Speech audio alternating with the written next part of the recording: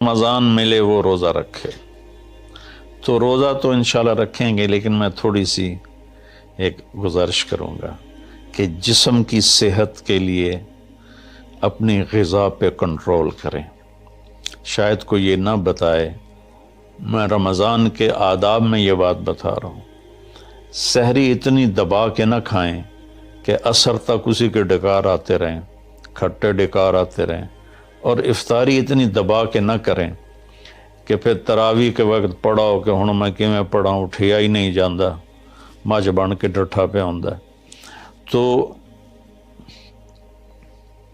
سحری کھائیں اتنی کہ بس عام معمول کا پیٹ بھر جائے، کچھ حصہ خالی ہو، اور آپ کو دوپہر سے بھوک لگنی شروع ہو جائے۔ جب آپ کو دوپہر سے بھوک لگنی شروع ہوگی تو آگے 6-7 گھنٹے کا سفر ہے، اس میں پوری مشین خالی چلے گی، تو جتنے گندے مادے اور فاسد مادے جمع ہوتے ہیں وہ سارے جل جاتے ہیں۔ اچھا، رمضان کے دونوں طرف معنی آتے ہیں، وہ میں بتاتا ہوں، ابھی میں جسمانی بتا رہا ہوں۔ اچھا، ایک اور بھی بڑا خوبصورت رمضان کا معنی ہے۔ اللہ کے نبی نے فرمایا کہ یہ نہ کہا کرو رمضان آ گیا اور رمضان چلا گیا، کہو رمضان کا مہینہ آ گیا، رمضان کا مہینہ چلا گیا، چونکہ رمضان اللہ کا نام ہے، رمضان اللہ کا نام ہے۔ اللہ اس میں اپنے بندوں کے گناہوں کو جلا دیتا ہے، تو اس لیے یہ تفسیر رازی کی روایت بیان کر رہا ہوں، اس کی صحت اور ضعف کے بارے میں مجھے نہیں پتا۔ تو رمضان کہتے ہیں جلا دینا، جلا دینا یا جل جانا۔ تو جب آپ کا فاقہ 12 بجے سے شروع ہو جائے گا اور 6-6:30 بجے تک چلے گا، تو آپ کے جسم کا ایک ایک خلیہ گرم ہو جائے گا اور اس میں سے بھاپ نکلے گی، اور آپ کے جسم کی گندگی پورے سال کی جو جمع ہے وہ جلنا شروع ہوگی۔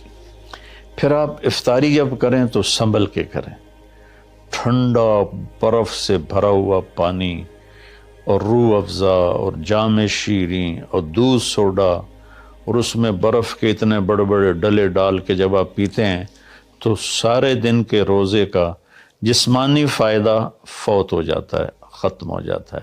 سنبھل کے پانی پئیں اور روم ٹمپریچر کا پانی پئیں۔ اس وقت معدہ گرم ہوتا ہے، اس میں ٹھنڈی بلا ڈالنا، اور پھر آپ اس پر دوسرا ظلم یہ کرتے ہیں کہ اتنا ٹھنڈا پینے کے ساتھ گرم گرم سموسے کھاتے ہیں، گرم گرم پکوڑے کھاتے ہیں، اور کئی ماشاءاللہ ساتھ وہ پیس کو بھی ملاتے ہیں، کوئی چانپیں ملاتے ہیں، کوئی پیس ملاتے ہیں۔ یہ افطاری ہوتی ہے اور پھر کھانا اس کے بعد ہوتا ہے۔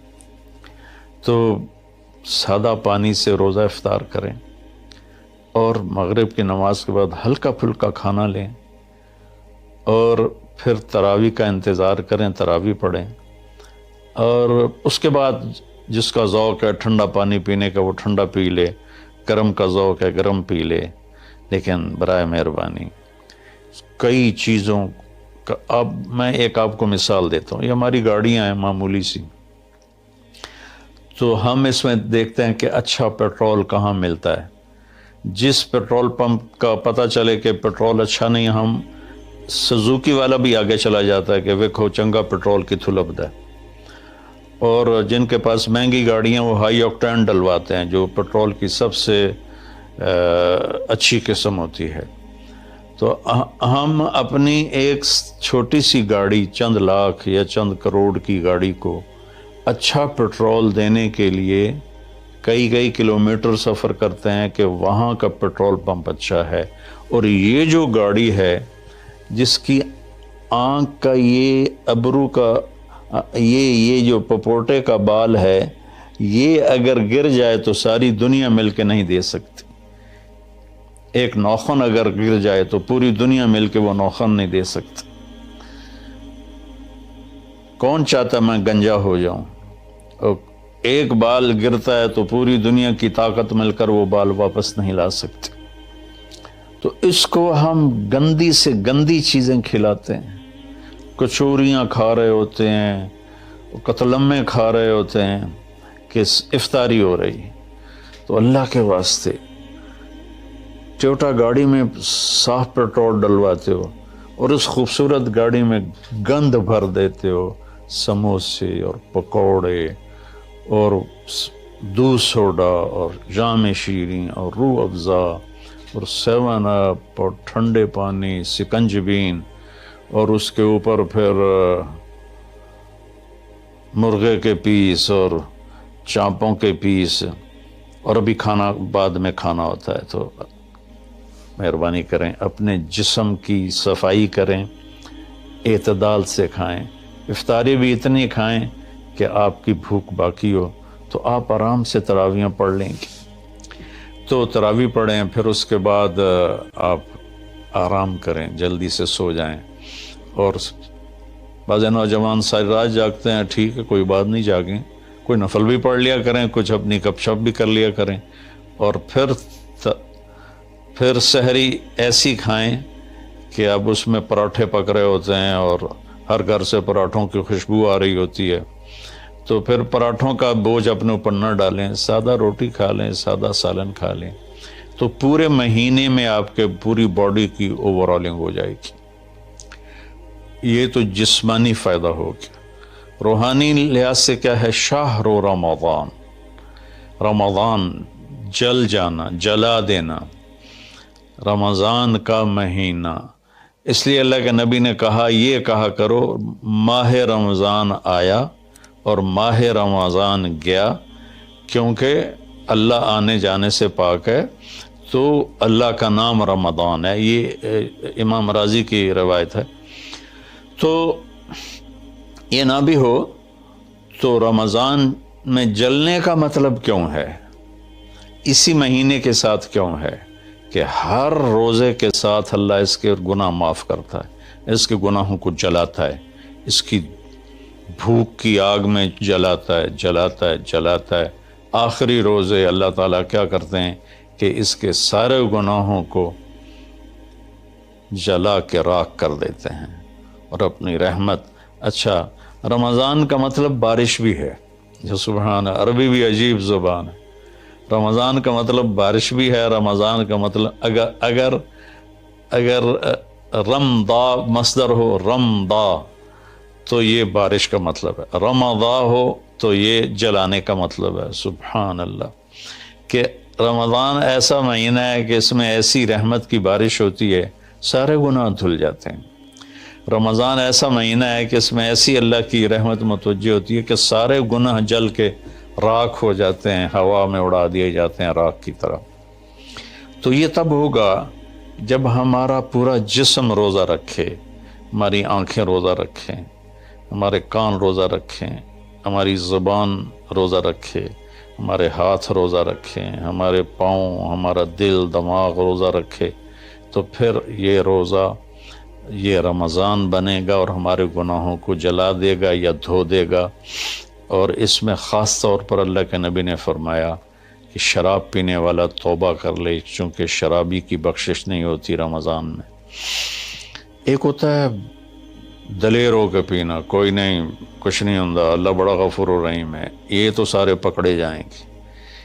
ایک آدمی میرے پاس آیا، وہ کہنے لگا، جی مجھے شراب کی عادت ہے، چھٹتی نہیں، کئی دفعہ چھوڑی ہے، پھر نہیں چھوٹتی، اور پھر جو وہ دھاڑیں مار کے رویا، اتنا رویا کہ میں بھی غمگین ہو گیا اس کے رونے کو دیکھ کر۔ اس کا معاملہ اور ہے، تو اس پر اللہ کی رحمت نازل ہو جائے گی، چونکہ جو توبہ کرتا رہتا ہے پھر اس سے ٹوٹ جاتی ہے، وہ دن میں 70 دفعہ بھی توڑے گا اور توبہ کرے گا تو اللہ کے ساتھ دوستی باقی رہے گی۔ تو ایک شرابی ہے تو اللہ کے واسطے چھوڑ دے۔ ماں باپ کو دکھ، عق الوالدین، ماں باپ کی نافرمانی نہیں فرمایا، ماں باپ کو پرزے کر دینا۔ نافرمانی تھوڑی بہت ہر بچے سے ہو جاتی ہے، لیکن ایسی نافرمانی کہ ماں باپ کا دل ٹکڑے ٹکڑے ہو جائے، اس کو کہتے ہیں عقوق الوالدین، عاق لوالدیہ۔ جو ماں باپ کے دل کو ٹکڑے ٹکڑے کر دے، اس کی بھی بخشش نہیں ہوتی۔ تو مشاحن جو دل میں کینہ پال کے رکھتا ہو کسی کے لیے اور بغض رکھتا ہو کسی کے لیے، نفرت رکھتا ہو کسی کے لیے، حسد رکھتا ہو کسی کے لیے، ایک اس دل پر اللہ کی رحمت کی نظر نہیں پڑتی۔ اور ایک قاطع الرحم جو رشتہ داروں سے لڑتا ہو، رشتہ داروں سے ماتھا جو مارتا ہو، کبھی سینگ پھنسائے ہیں، کبھی اس کے ساتھ کبھی اس کے ساتھ، خونی رشتوں میں جو غلط سلوک اختیار کرتا ہے، ایک اس کی خاص طور پہ بخشش نہیں ہوتی۔ تو باقی اللہ کا دریائے رحمت ہے، جو بھی توبہ کرے گا، مشرک بھی توبہ کرے گا معاف، سود خور توبہ کرے گا معاف، چور توبہ کرے، ڈاکو توبہ کرے، زانی توبہ کرے، قاتل توبہ کرے، شرابی توبہ کرے، ماں باپ کا نافرمان توبہ کرے، اور رشتہ داروں سے لڑنے والا توبہ کرے، نفرت رکھنے والا توبہ کرے، اور سود پہ کام کرنے والا توبہ کرے، سود کھانے والا توبہ کرے، سب معاف ہو جائے گا، سب معاف ہو جائے گا۔ اور اللہ سے مانگیں کہ اللہ تعالیٰ اس میں ہماری جسمانی صحت بھی بحال کر دے اور روحانی صحت بھی بحال کر دے اور ہمارے گناہوں کو معاف کر دے۔ السلام علیکم ورحمۃ اللہ وبرکاتہ۔